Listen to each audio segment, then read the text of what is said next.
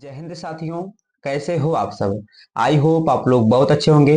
साथियों, आज हम बात करने वाले हैं क्लास 12th हिंदी का एक बहुत ही ज्यादा मोस्ट इम्पॉर्टेंट खंड काव्य जिसका नाम है त्यागपथी। साथियों, इसको मैं आपको बहुत ही बेहतरीन एवं आसान तरीके से बताने वाला हूं। अगर आप इस वीडियो को अंत तक देख लेते हैं तो साथियों, मैं गारंटी के साथ कह रहा हूं ये पूरा खंड काव्य जो है आपको बहुत ही अच्छे से याद हो जाएगा। तो साथियों, आपसे रिक्वेस्ट है वीडियो में अंत तक बने रहिएगा। तो चलिए नो बकवास, वीडियो को हम शुरू करते हैं। दोस्तों, यहाँ पर आपको सबसे पहले हेडिंग लगा देना है त्यागपथी खंड काव्य। ठीक है साथियों, यहाँ पर आपको लिखना है प्रसिद्ध साहित्यकार रामेश्वर शुक्ल आंचल द्वारा रचित त्यागपथी खंड काव्य एक ऐतिहासिक काव्य है। ठीक है साथियों, ये जो खंड काव्य है ये किसके द्वारा लिखा गया है? तो ये रामेश्वर शुक्ल आंचल के द्वारा लिखा गया है। और एक कैसा खंड काव्य है? तो यह एक ऐतिहासिक खंड काव्य है जिसमें प्रसिद्ध सम्राट हर्षवर्धन के त्याग, तप और सात्विकता का वर्णन किया गया है। साथियों, ये जो खंड काव्य है त्यागपथी, इसमें किसके बारे में बताया गया है?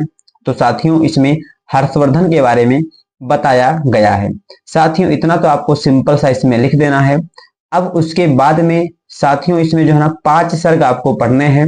तो चलिए यहाँ पर हम प्रथम सर्ग को हम शुरू करते हैं। दोस्तों, यहाँ पर आपको हेडिंग लगाना है प्रथम सर्ग। इसमें आपको लिखना है कि राजकुमार हर्षवर्धन। दोस्तों, मैं आपको फिर से बता दूं, आपको वीडियो को बहुत ही ध्यान से देखना है साथियों। ये एक प्रकार से कहानी है, ठीक है ना। और अगर आपको कहानी याद हो गया तो दोस्तों आपका जो ये ना खंड काव्य है बहुत ही अच्छे से तैयार हो जाएगा।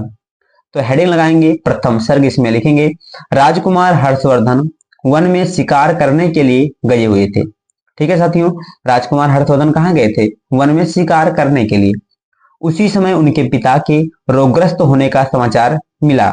ठीक, और वह तुरंत महल लौट आए। साथियों, वो शिकार करने के लिए गए थे, तभी उनको एक संदेशा मिला कि उनके पिताजी क्या हो गए हैं?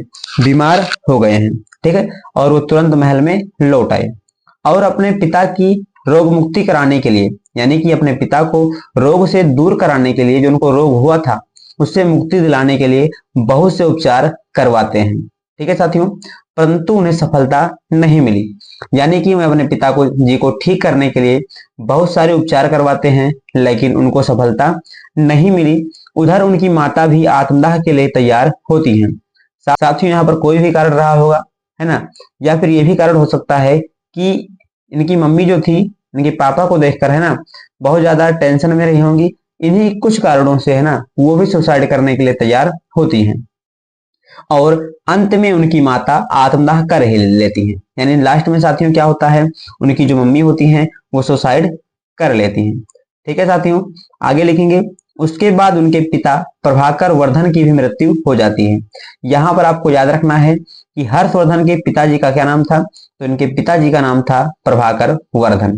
ठीक है साथियों, पिता का दाह संस्कार कर हर्षवर्धन बड़े शोकाकुल मन से लौट आते हैं। दोस्तों, ये था आपका प्रथम सर्ग। इसमें क्या हुआ मैं आपको एक बार फिर से बता दूं।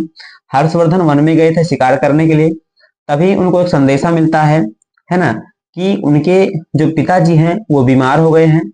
वो महल में आते हैं, है ना, उनको ठीक करवाने की कोशिश करते हैं, फिर भी वो ठीक नहीं होते हैं और उनकी मम्मी सुसाइड कर लेती हैं और वह शोकाकुल मन से लौट आते हैं। साथियों, इतना आपको प्रथम सर्ग में लिख देना है। चलिए अब हम बात करते हैं हमारा जो सेकंड सर्ग है उस पर। दोस्तों, यहां पर हेडिंग लगाएंगे द्वितीय सर्ग। इसमें लिखेंगे हर्षवर्धन के बड़े भाई राज्यवर्धन हुड़ों को परास्त कर महल लौट आते हैं। दोस्तों, यहाँ पर आपको कुछ पॉइंट याद रखना है, जैसे कि हर्षवर्धन के पिताजी का क्या नाम था? प्रभाकर वर्धन, और इनके भाई का क्या नाम था? राज्यवर्धन। ठीक है, तो द्वितीय सर्ग में क्या होता है, इनके जो बड़े भाई थे राज्यवर्धन, वो हुड़ों को हरा करके महल में लौट आते हैं। तभी उन्हें अपने माता पिताजी की मृत्यु समाचार मिलती है।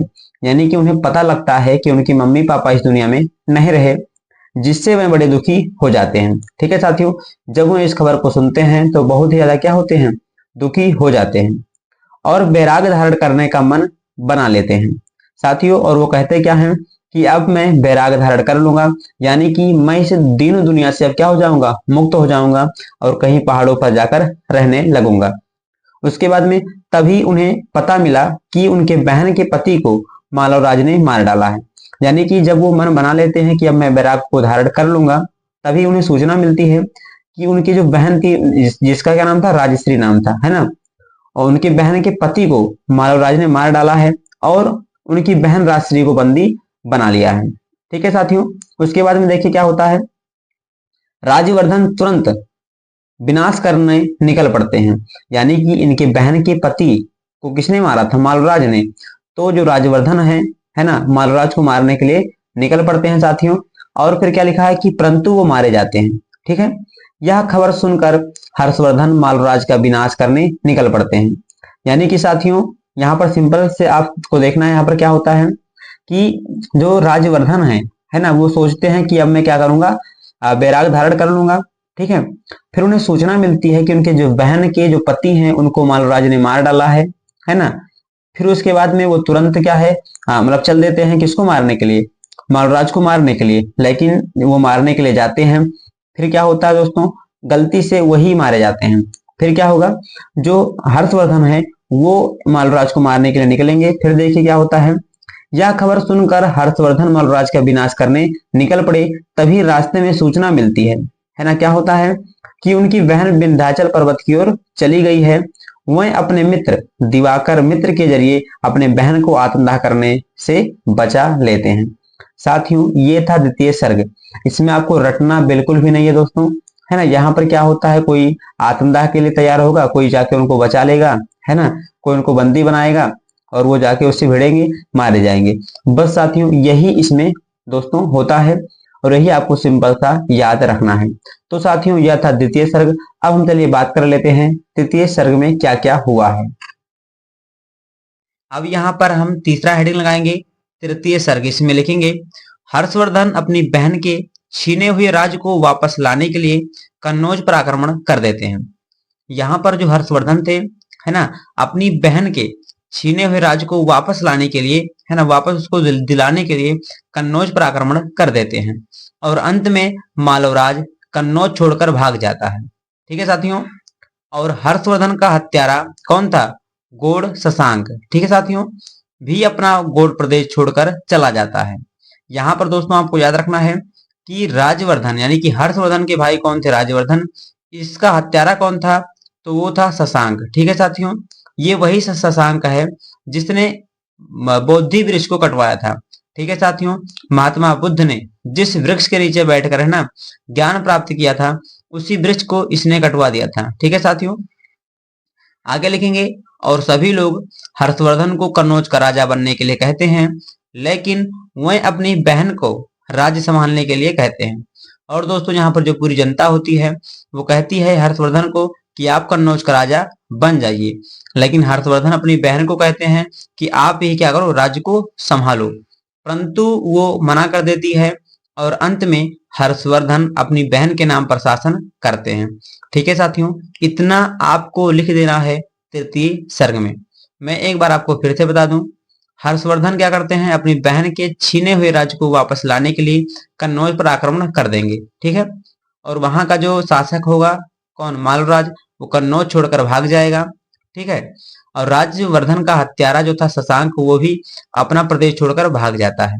ठीक है, सभी लोग कहते हैं कि हर्षवर्धन गद्दी पर बैठे, लेकिन हर्षवर्धन अपनी बहन को कहते हैं गद्दी पर बैठे, और बाद में गद्दी पर कौन बैठता है, हर्षवर्धन अपनी बहन के नाम पर शासन करते हैं। अब साथियों यहाँ पर जो हमारा हेडिंग अगला है, चतुर्थ सर्ग। ठीक है साथियों, इसमें लिखेंगे कि राजश्री अपने भाई से आज्ञा लेने जाती हैं कि वह संन्यास ग्रहण करने जा रही हैं। ठीक है साथियों, तब हर्षवर्धन उन्हें समझाते हुए कहते हैं या फिर उन्हें समझाते हैं और अंत में कहते हैं कि यदि तुम संन्यास धारण कर लोगी तो मैं तुम्हारे साथ संन्यास धारण कर लूंगा। ठीक है साथियों, यहाँ पर चतुर्थ या फिर चौथे सर्ग में क्या होता है, जो उनकी बहन थी राजश्री, वो अपने भाई से यानी कि हर्षवर्धन से आज्ञा लेने जाती हैं कि अब वो संन्यास धारण करने वाली हैं। फिर वो उन्हें समझाते हैं और वो कहते हैं कि अगर तुम धारण करोगे संन्यास तो मैं भी संन्यास धारण कर लूंगा। अब दोस्तों चलिए आगे बढ़ते हैं कि आगे क्या होता है। यहाँ पर दोस्तों आगे लिखा है कि तभी दिवाकर मित्रा, है ना, उन दोनों को समझाते हुए कहते हैं, साथियों उनके जो मित्र थे हर्षवर्धन के, वो थे दिवाकर मित्र। वो आते हैं और दोनों को समझाते हैं, किसको, राजश्री को और हर्षवर्धन को, कि आप लोगों की इस जनता को बहुत जरूरत है। ठीक है साथियों, इसीलिए आप भाई बहन संन्यास का विचार छोड़ दीजिए, और अंत में वह संन्यास का विचार छोड़ देते हैं। ठीक है साथियों, तो इतना आपको लिख देना है किस सर्ग में, चतुर्थ सर्ग में। ठीक है साथियों, अब यहाँ पर लास्ट हमारा सर्ग है पंचम सर्ग। यहाँ पर हेडिंग लगाएंगे पंचम सर्ग, इसमें लिखेंगे हर्षवर्धन के शासन में सभी जनता बहुत खुशहाल थी। ठीक है साथियों, ये जो राजा था हर्षवर्धन, ये बहुत ही न्यायिक है ना, बहुत ही ज्यादा दानवीर ये राजा था। ठीक है साथियों, तो इनके शासनकाल में सभी जनता कैसी थी, बहुत ही ज्यादा खुश थी। अपनी जनता, यहाँ पर साथियों इसको जनता कर लीजिएगा, अपनी जनता और बहन को देखकर उसका भाई यानी हर्षवर्धन भी क्या है, बहुत ज्यादा प्रसन्न रहता है। ठीक है साथियों, एक बार हर्षवर्धन अपना सब कुछ दान करने की घोषणा करते हैं। ठीक है साथियों, एक बार क्या होता है, जो राजा हर्षवर्धन है वो सब कुछ दान करने की घोषणा करते हैं, और कुछ पंक्ति उन्होंने कहा था, क्या कहा था, कि हुई थी घोषणा सम्राट की साम्राज्य भर में, है ना, हुई थी घोषणा सम्राट की साम्राज्य भर में, करेंगे कोष त्याग ले संकल्प कर में। ठीक है साथियों, या फिर करेंगे त्याग कोष ले संकल्प कर में। दोस्तों ये था त्यागपथी खंड काव्य। साथियों आशा करता हूं कि आपको बहुत ही बेहतरीन तरीके से समझ में आ गया होगा, और आपको दोस्तों लगभग कहानी की तरह याद भी हो गया होगा। तो साथियों आपसे रिक्वेस्ट है, अगर आपको वीडियो थोड़ा भी अच्छा लगा हो तो वीडियो को लाइक कर दीजिएगा, दोस्तों में शेयर कर दीजिएगा, एवं ऐसे ही बेहतरीन वीडियो को पाने के लिए हमारे चैनल को सब्सक्राइब कर दीजिएगा। तो आज के लिए इतना ही, फिर मिलते हैं नेक्स्ट वीडियो में, तब तक के लिए जय हिंद, वंदे मातरम।